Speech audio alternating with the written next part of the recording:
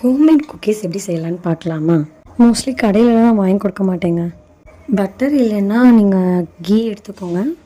நாட்டு சக்கரை போட்டு நல்லா மிக்ஸ் பண்ணிவிட்டு இந்த கன்சிஸ்டன்சி வந்ததுக்கப்புறம் 1 கப்பு கோதுமை மாவு, அதே கப்பில் ராகி மாவு போட்டுட்டு கொஞ்சோண்டு சால்ட்டு போட்டிருக்கேன். கொஞ்சோண்டு பால் ஊற்றிட்டு இந்த கன்சிஸ்டன்சிக்கு நம்ம பிணைஞ்சு எடுத்துக்கணும். ஒரு இட்லி சட்டியில் கீழே உப்பு போட்டு ஒரு 5 to 10 minutes அப்படியே விட்டுருங்க.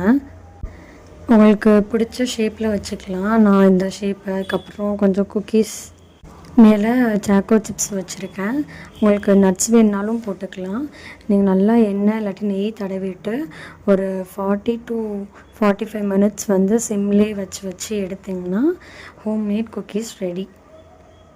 வீக்லி ஒன்ஸ் இது மாதிரி செஞ்சு பாக்ஸில் வச்சிட்டிங்கன்னா நீங்கள் ஃப்ரெஷ்ஷாகவே செஞ்சு கொடுத்துக்கலாம். செம்ம டேஸ்ட்டாக இருந்தது. என்னோடய கிட்லாம் பிடிச்சிருக்குன்னு சொல்லிட்டு நிறையா சாப்பிட்டாங்க. செஞ்சு பார்த்துட்டு சொல்லுங்கள். பாய் பாய்.